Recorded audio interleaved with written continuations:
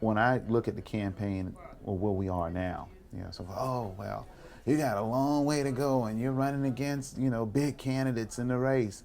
I've heard that before. You know, I'm, you know, it's bolt and run, please. Or, oh, it's over, please. Because I've been there.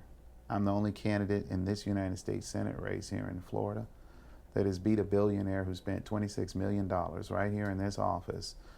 We worked a way out to defeat him.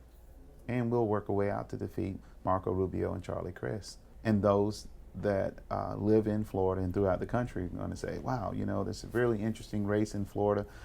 And when they look at my candidacy, they're going to look at someone who has a 100% environmental record, someone who's against offshore oil drilling before and after the BP spill. I'm the only pro-choice candidate in the race, 100% voting record. I'm the only candidate that has always fought against the privatization of Social Security and fought for middle-class tax cuts, and the only candidate that's committed to take tax cuts away from companies that ship jobs overseas. At the top of the year, Charlie Crist's picture hung at the Republican Party of Florida. I've been consistent all the way through, haven't been flipping and flopping, and haven't been, recreating, myself to say, oh, well, now I have to be for this or I have to be against that. Being true to the people that I'm looking to serve, I think will be the best way to win this race. And we've been successful doing it thus far, and we'll be successful in the future. You've got some interesting races with, Black Tea Party candidate Allen West. You have a Republican African-American female lieutenant governor. Overall, how would you say that this state, it sounds like you're very comfortable with the racial dynamics of Florida, which is, again, such an incredibly diverse state. Overall, do you think it provides opportunity for African-American candidates, Republican or Democratic?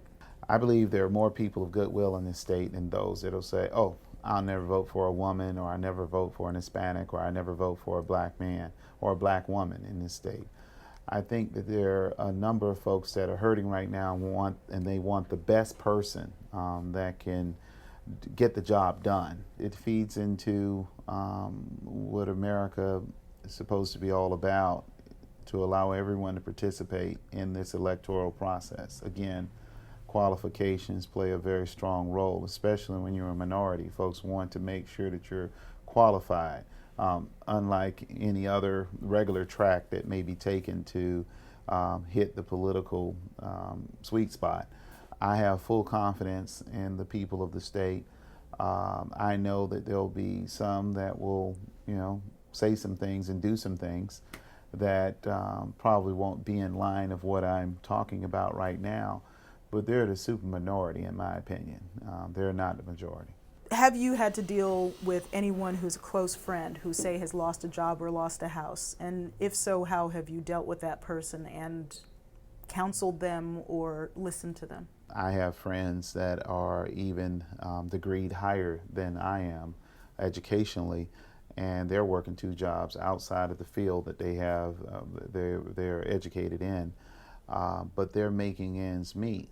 And I share with people that it's important that you can continue to plug on and you continue to work hard. It could be a lot worse.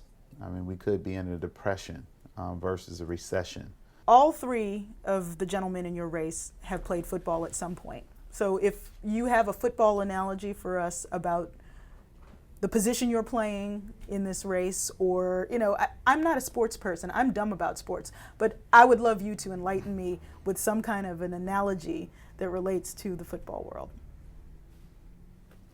Well, in football, they say low man wins, which if you're lower than the next guy, that you can win. I was a defensive end. I don't know the positions that my opponents played, but I was a defensive player. And you look for the opportunity to get the big hit, and we're going to get it. And defense, they say offense win games, defense win championships. So that's what we're going to do. We're going to win the championship. So we'll leave it at that.